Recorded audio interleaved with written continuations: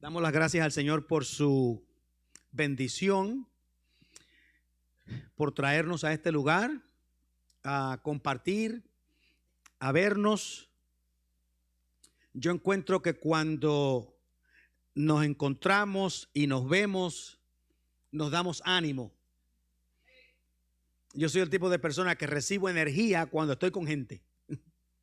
Amén. Cuando yo estoy con gente, recibo energía. Cuando estoy solo, aislado, no tengo mucha energía, pero cuando estoy con gente, yo tengo energía. Puede ser aquí en la iglesia, puede ser en la calle, puede ser en el parque, donde quiera que yo encuentre gente, yo tengo ánimo. Así que nosotros venimos a la iglesia, ustedes saben, por dos razones bien importantes, ¿verdad?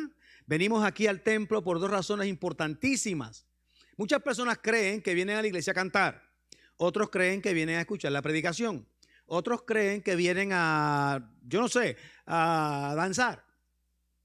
Otros creen que vienen por muchas razones. Pero yo les aconsejo a ustedes que cuando vengan a la iglesia siempre vengan por dos razones principales. Dos. Son las dos razones más importantes que van a transformar la vida de ustedes. Número uno es que ustedes vengan aquí a la iglesia hoy a recibir una verdad que reemplace una mentira. Y ustedes dirán, pero es que yo no creo mentiras. Ahí está la primera de la mentira que estás creyendo. Pero venimos a recibir una verdad que reemplace una mentira. Y esa verdad tiene poder transformativo. Primera razón por la cual vinimos. Y la segunda razón por la cual vinimos es porque cuando oímos la predicación del evangelio, de la palabra de Dios, nuestros oídos se afinan al timbre de la voz de Cristo. Y cuando aprendemos a escuchar la voz de Cristo, el maligno no nos puede engañar. Porque el Señor dijo, mis ovejas oyen mi voz y me siguen, pero a la voz del extraño no lo siguen. Si cuando usted viene a la iglesia, viene a afinar su oído para escuchar la palabra de Dios y afinar su oído para poder escuchar la voz de Cristo. Por eso es que debemos de venir todos los domingos. Por eso es que debemos de venir cuando tenemos estudios bíblicos, para que continuemos afinando nuestro oído para escuchar y entender el mensaje del Señor. Amén. Eso no era parte de la predicación, pero ahí va. Eso es gratis, no le vamos a cobrar nada por eso. Gloria a Dios. Yo quiero que me acompañen a Génesis 18. Verso 16 al 33, vamos a leer unos versos solamente, pero del 16 al 33 vamos a hacer referencia al capítulo entero. Génesis 18, y hoy vamos a comenzar una pequeña serie, una corta serie acerca del carácter de Dios. Y la primera parte del carácter de Dios que queremos hablar es acerca de la consistencia del carácter de Dios. La consistencia del carácter de Dios. Dios es consistente en sus pensamientos, en sus ideas, en su forma de ser, en su trato con nosotros. Él es 100% consistente. Dios no varía, Dios no cambia. Él es el mismo ayer, hoy y por todos los siglos. Nosotros cambiamos, nosotros variamos, nosotros nos ofendemos, salimos corriendo, cambiamos de idea. A veces alguien que me trató bien hoy, mañana me dijo algo que no me gustó y yo salí corriendo y no quise ser más amigo. Dios no es así, porque Él permanece fiel aunque nosotros seamos infieles. Porque Dios es consistente en su carácter. Vamos a leer comenzando en el versículo 22 del 18 de Génesis. Y dice la palabra del Señor de la siguiente manera: y se apartaron de allí los varones y fueron hacia Sodoma. Pero Abraham estaba aún delante de Jehová. Y se acercó a Abraham y dijo: ¿destruirás también al justo con el impío? Quizás haya 50 justos dentro de la ciudad. ¿Destruirás también y no perdonarás al lugar por amor a los 50 justos que estén dentro de él? Lejos de ti el hacer tal que hagas morir al justo con el impío, y que sea el justo tratado como el impío. Nunca tal hagas. El juez de toda la tierra no ha de hacer lo que es justo. Entonces respondió Jehová si hallare en Sodoma 50 justos dentro de la ciudad, perdonaré a todo este lugar por amor de ellos. Y Abraham replicó y dijo: he aquí, ahora que he comenzado a hablar a mi Señor, aunque yo soy polvo y ceniza, quizá faltan de 50 justos 5. ¿Destruirás por aquellos 5 toda la ciudad? No la destruiré si hallare 45. Y volvió a hablarle y dijo: quizás se hallarán allí 40. Y respondió: no lo haré por amor a los 40. Y dijo: no se enoje ahora mi señor si hablare, quizás se hallarán allí 30. Y respondió: no lo haré si se hallaren 30. Y dijo: he aquí, ahora que he emprendido el hablar a mi señor, quizás se hallen allí 20. No lo destruiré, respondió, por amor a los 20. Y volvió a decir: no se enoje ahora mi señor si hablare solamente una vez, quizás se hallaran allí 10. No la destruiré, respondió, por amor a los 10. Y Jehová se fue luego que acabó de hablar con Abraham, y Abraham volvió a su lugar. Oramos. Señor, te damos gracias por esta palabra. Te damos gracias por la bendición de estar delante de tu presencia. Bendícenos. Permite que seamos fieles a la misma y que tú seas glorificado en nuestra conversación de esta mañana. En el nombre de Jesús. Amén. Quiero comenzar diciéndole algo curioso que ocurre en el capítulo 18 del libro de Génesis.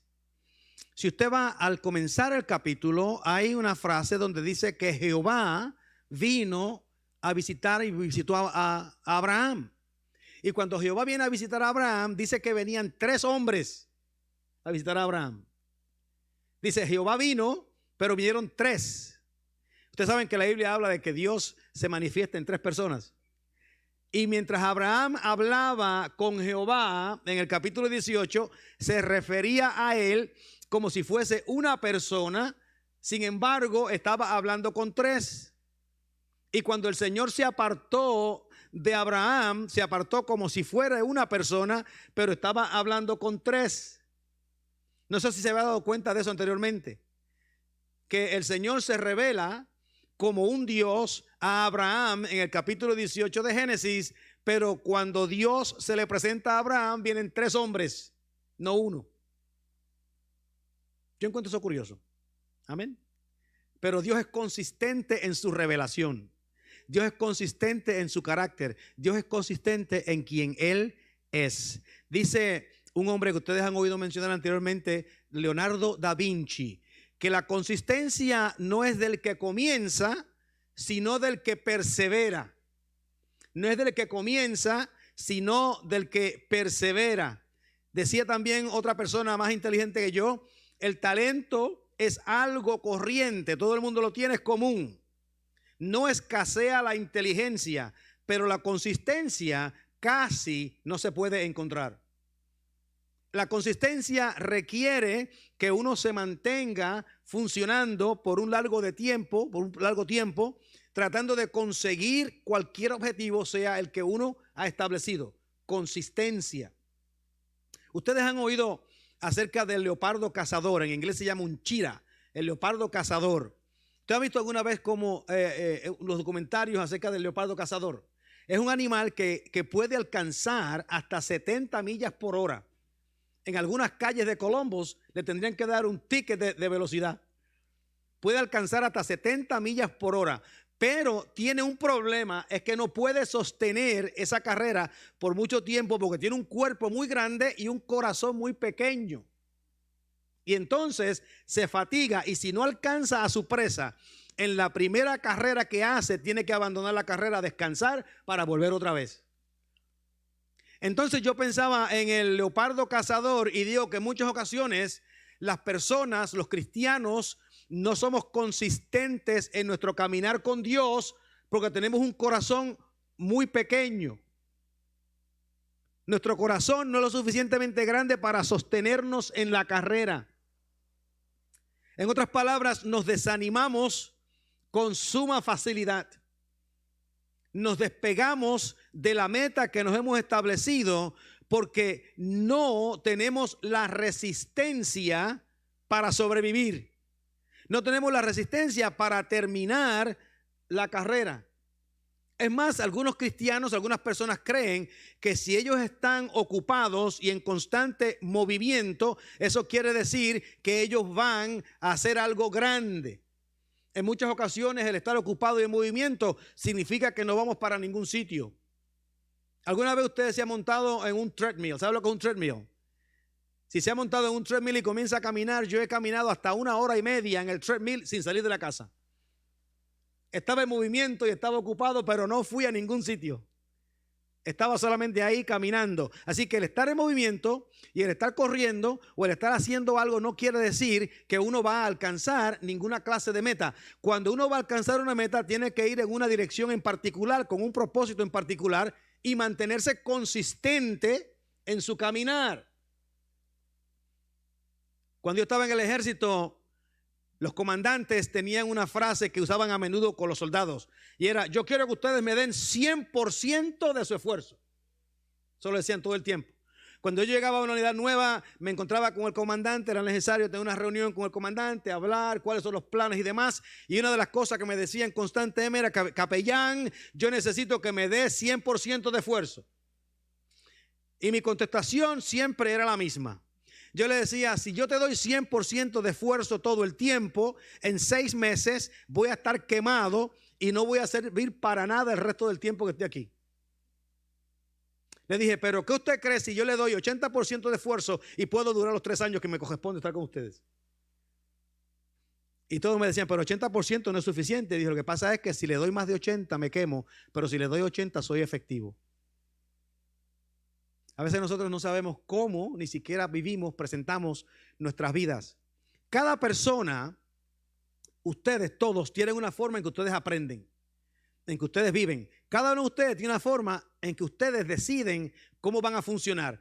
Pero en muchas ocasiones nosotros no somos consistentes, no porque no querramos, no porque no tengamos los mecanismos, no porque no tengamos la habilidad, no porque no tengamos la energía. Es que en muchas ocasiones ni siquiera sabemos qué es lo que debemos de hacer o cómo debemos de hacerlo, cómo debemos de funcionar, cómo debemos establecer nuestra vida para que consigamos los objetivos que Dios nos ha puesto a nosotros. ¿Cómo ustedes aprenden? ¿Cómo reciben la instrucción? Y después que reciben la instrucción, ¿qué hacen con la instrucción? ¿Qué hacen con la información? Mucha gente quiere sentir emociones, mucha gente quiere sentir avivamiento, mucha gente quiere sentir ruido, mucha gente quiere sentir movimiento. Y yo les digo, el movimiento más efectivo es aquel que ocurre en el silbido apacible, porque la presencia de Dios es real en la vida de la persona. La presencia de Dios es real en el movimiento donde nosotros crecemos y aprendemos a vivir consistentemente de acuerdo al carácter que Dios ha revelado para nosotros. Por eso es que la consistencia de Dios tiene unas implicaciones increíbles en cómo cada uno de nosotros funcionamos. Por ejemplo, vamos a suponer que usted viene aquí hoy y hoy domingo usted escucha mi conversación acerca de consistencia de Dios. Pero también escucha mi conversación acerca de cómo usted puede aprender, de cómo usted puede crecer, de cómo usted puede manejar su vida para que otros se beneficien y usted deje un legado en su familia. Pero si al salir de aquí usted no pone eso en práctica, es como la persona que va a una escuela de mecánica y le dicen cómo cambiar los frenos de un automóvil, pero nunca cambia unos frenos de automóvil. Hasta que no los cambie, no va a saber cómo hacerlo. Porque la instrucción es buena, pero la práctica de lo que hemos aprendido es mejor. Lo que nosotros practicamos no lo olvidamos. Por eso es que la gente cuando aprenden a correr bicicleta cuando tenían 6 años, aunque tengan 65, todavía pueden correr bicicleta. Quizás tambaleamos un poquito más a los 65, pero todavía sabemos cómo correr bicicleta. Porque una vez usted aprende algo y lo practica, no se olvida. Se hace parte de uno. Y eso nos da consistencia, nos da disciplina de vida. Nos da disciplina de cómo nosotros debemos de caminar en el Señor. Pero uno de los problemas que tenemos nosotros como individuos, como personas, es que a nosotros se nos ocurren muchas ideas. Y algunas de esas ideas nosotros pensamos que si las ponemos en práctica van a ser buenas. Y las ponemos en práctica y fracasamos en la idea. Pero entonces en lugar de aprender con el fracaso que tuvimos con la idea, queremos volverla a repetir en otro lugar, la misma idea sin hacer ninguna clase de ajustes, pensando que la segunda vez que la hagamos sí va a funcionar. Y no nos damos cuenta que lo que estamos haciendo es no solamente perdiendo el tiempo, sino que estamos acumulando para nosotros frustraciones y ansiedades. Consistencia. Consistencia de vida. Yo no sé si ustedes alguna vez han oído lo que se llaman los proyectos. En Puerto Rico habían proyectos también. Pero acá en Estados Unidos había unos proyectos, unos edificios enormes. Yo viví en Chicago cuando todavía los proyectos estaban funcionando. Taylor Homes y Cabrini Green. Ustedes que han estado en Chicago saben dónde quedaban los Taylor Homes y saben dónde quedaba Cabrini Green. Y esos dos sitios, a alguien se le ocurrió en los 1950 que era una idea fantástica tomar gente pobre y poner 5 millones de personas en 5 millas cuadradas de edificios de 40 pisos de alto, sin considerar la condición humana. Y esos lugares se convirtieron en trampas de muerte.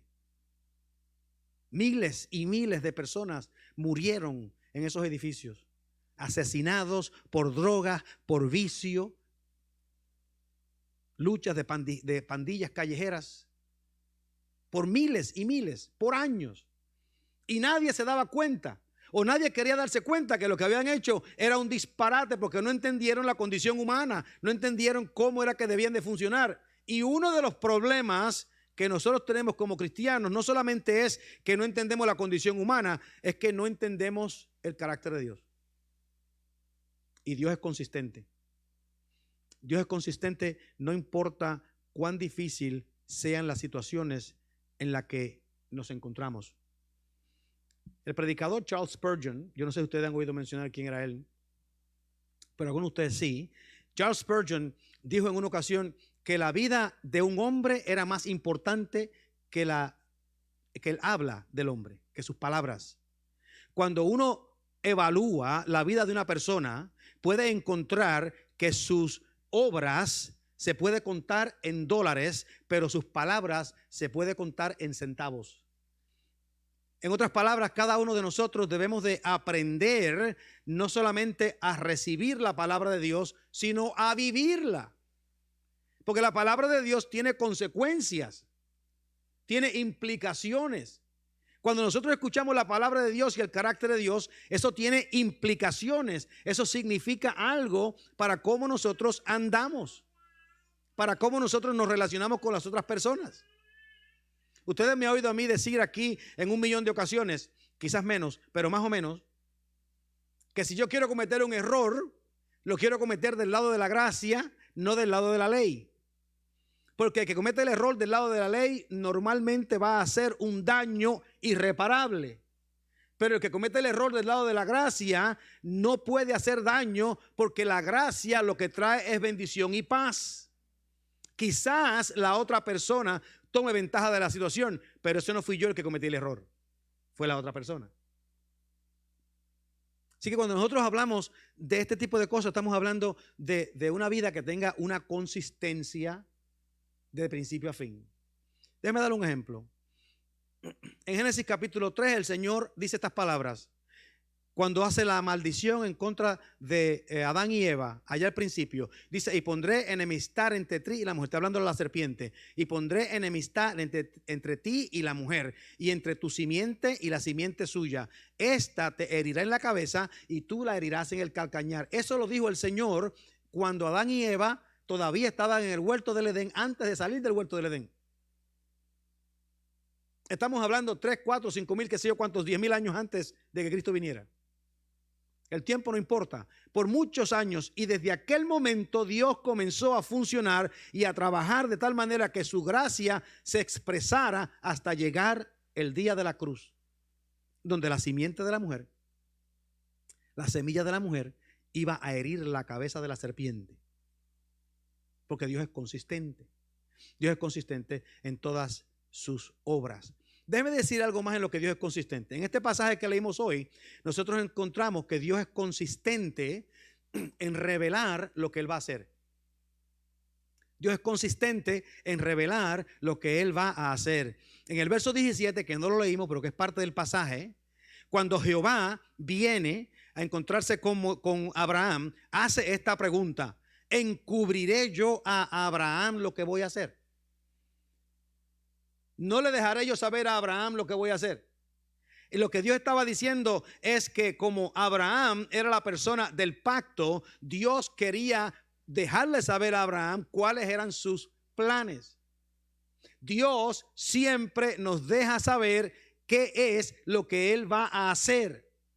El problema no es que Dios lo revela, el problema es que nosotros no sabemos escuchar el mensaje de Dios.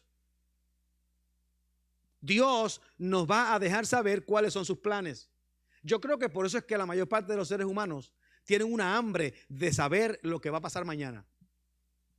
Señor, yo quiero que tú me reveles. Dime, háblame. Yo quiero saber lo que va a pasar mañana. Déjame saber cuál es mi futuro. Déjame saber cuáles son tus planes. Déjame ver qué hago, para dónde voy. Me quedo, me voy. Me muevo, no me muevo. Voy a la iglesia, no voy a la iglesia. ¿Qué hago? ¿Usted no se ha encontrado en esa situación? ¿O ha encontrado personas preguntándose eso? ¿Qué hago? ¿Para dónde voy? ¿Qué tú quieres que yo haga? Porque siempre estamos pensando que el Señor debe de decirnos qué es lo que Él quiere hacer. La Biblia nos dice que Él ha dicho lo que Él va a hacer. La Biblia dice que Dios ha dicho lo que Él va a hacer. Lo que pasa es que nosotros queremos que Dios siempre nos hable en lo que va a hacer específicamente conmigo en el día de mañana. Y Dios lo que quiere, como yo le dije a una de mis queridos hijas, le dije: vive la vida. Just vive la vida. Y continúa sirviéndole al Señor. Y vas a ver la obra de Dios en la vida tuya. Así que cuando nosotros pensamos en esta consistencia de Dios, estamos hablando de un Dios que se revela, de un Dios que nos habla, de un Dios que nos dice. Pero ya Dios habló, se reveló y vivió aquí en la tierra en Cristo, y nosotros debemos aprender cómo esto se revela para que cada uno de nosotros podamos vivir en una comunión más íntima con el Señor. Fíjense algo que ocurre en la Biblia. Cuando Dios habla, Él se mantiene firme. Cuando Dios habla, Él no tiene que repetirlo ni cambiar lo que habló. Él sabe lo que Él habló, por qué lo habló y cómo va a ocurrir. Y Dios entiende que sus juicios son justos y son permanentes. Pero también su gracia es justa y es permanente. Algo que los cristianos quizás no entienden, o quizás lo entendemos pero no sabemos cómo se manifiesta, es que el pecado crece en niveles. Y cada nivel diferente de pecado va a alcanzar una proporción de juicio, o va a alcanzar una proporción de prueba o tribulación. Porque el pecado crece en niveles. Y fíjense lo que sucede cuando el pecado llega a cierto nivel, a un máximo nivel donde se desborda el vaso. Entonces la persona va a experimentar las consecuencias naturales de las semillas que ha sembrado. Déjeme decirle un secreto. Déjeme decir un secreto. La rebelión en contra de Dios, tiene dentro de sí misma la fuerza que destruye a la persona. No viene de afuera, sino que viene de sí misma. En otras palabras, podemos decirlo de esta manera. Otro secreto que deben recordar: el pecado puede tener una dulzura en la superficie, pero el veneno del pecado está dentro de la fruta. Dentro de la fruta. Por eso es que Dios les dice a Adán y Eva: no coman de la fruta. Y la razón que le dice no coman de la fruta, dice: el día que coman de la fruta moriréis, porque el veneno estaba dentro de la fruta. que tenía una apariencia agradable, que era buena al paladar, pero dentro de la fruta había un pecado. Por eso es que los cristianos debemos de aprender a entender la diferencia de lo que es el pan que proviene de Dios y de lo que es la fruta prohibida. Tenemos que entender la diferencia entre las dos, porque cuando no entendemos la diferencia entre las dos, podemos cometer el error de Adán y Eva y podemos comer de la fruta prohibida y tomarnos el veneno que está dentro de la fruta. Porque Dios es consistente. La fruta prohibida tiene veneno en sí misma. Y no importa quién la tome, aunque estemos en el huerto del Edén,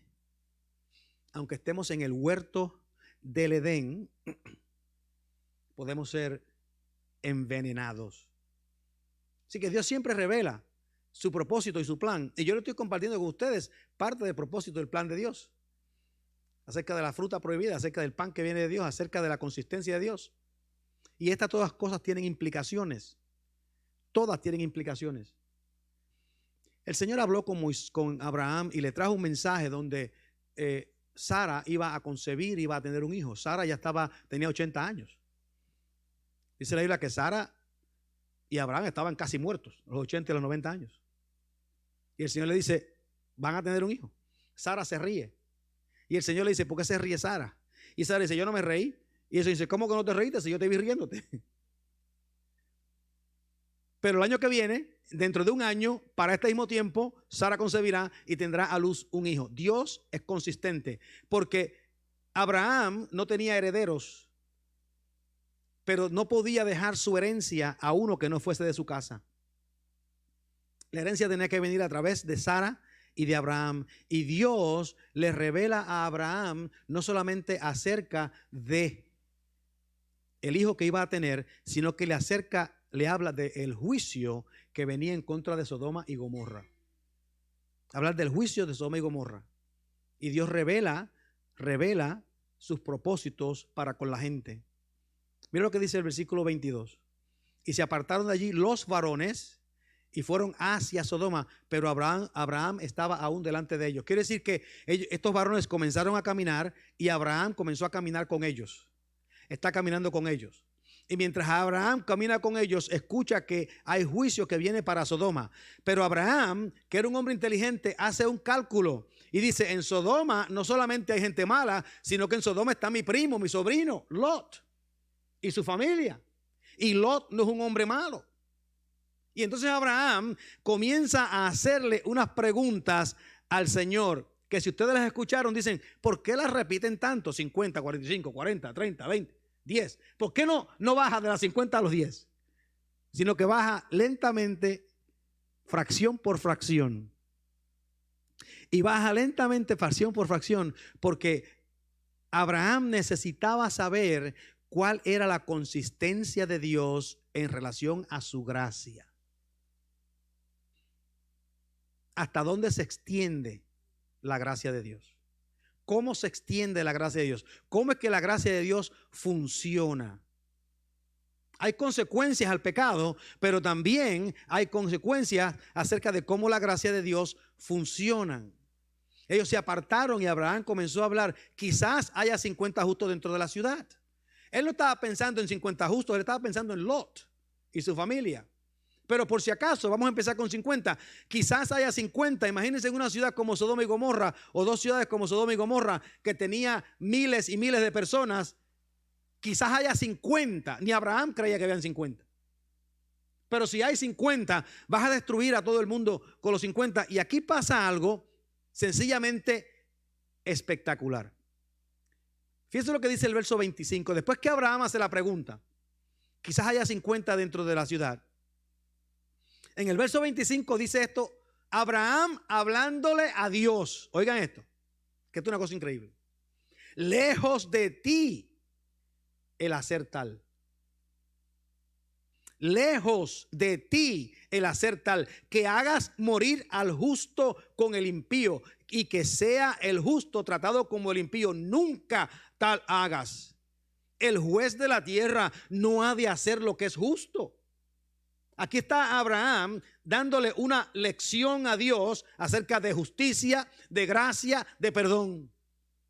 Porque Abraham ya había entendido cuál era el carácter de Dios, el propósito de Dios, sabía cuál era la consistencia de Dios y entendía que el Dios castigar al impío junto con el justo era injusto.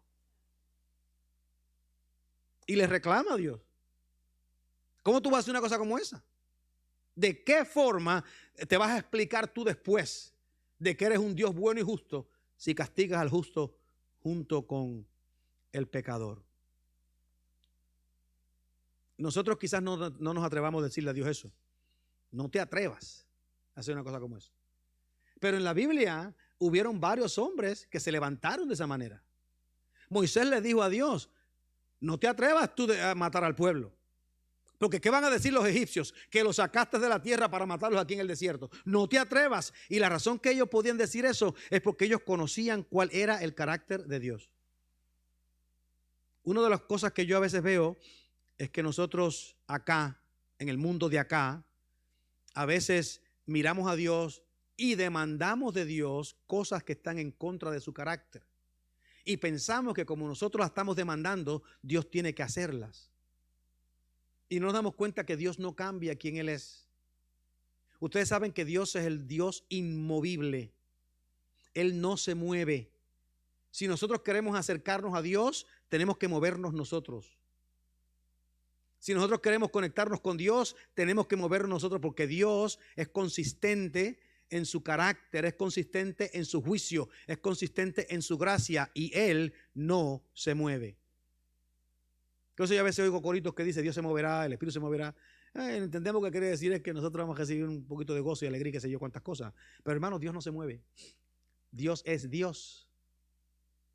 Él no se mueve, Él no cambia. A veces oramos y decimos: Dios es el mismo ayer, hoy, por todos los siglos. Y lo oramos cuando estamos orando por un enfermo, pero no lo oramos cuando estamos orando por hacer nuestras acciones de cómo debemos de vivir.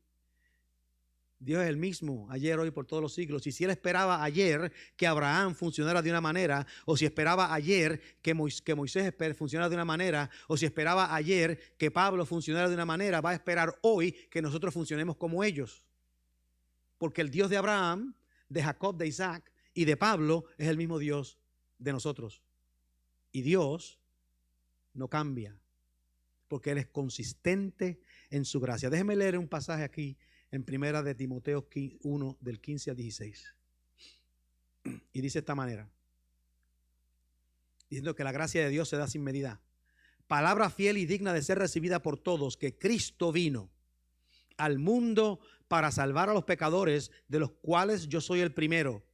Pero por esto fui recibido a misericordia, para que Jesucristo mostrase en mí, el primero, toda su clemencia, para ejemplo de los que habrían de creer en Él para vida eterna. El Señor en su gracia vino a salvar pecadores, no a ustedes los pecadores, sino a los pecadores, comenzando conmigo, no comenzando con ustedes. Los pecadores no son ustedes, los pecadores son yo. Quizá usted también sea un pecador, pero usted es el que tiene que llegar a la convicción de que usted es un pecador para recibir la misericordia y la clemencia que Dios muestra. Si no entendemos que somos pecadores, se nos va a hacer difícil comprender la gracia de Dios, la magnitud de la gracia de Dios. No la vamos a ver. No la vamos a ver. Y no la vamos a ver porque no podemos entender cuál es el problema que Dios tiene con el pecado cuando yo no soy tan malo. Porque todos ustedes saben que mucha gente son malos, pero no yo. Y ustedes entienden que hay mucha gente que cometen muchas faltas, pero ese no soy yo, porque yo no soy como ustedes. Yo no soy como ese publicano que está ahí orando. Yo estoy de pie erguido, con mi frente en alta, orando delante del Señor, diciendo: yo no soy como el publicano, yo soy mejor que el publicano. No podemos entender la gracia de Dios hasta que nosotros veamos cómo la gracia de Dios se manifiesta en mí. Cómo la gracia de Dios se manifiesta en mi perdón, en mi vida. en mi transformación.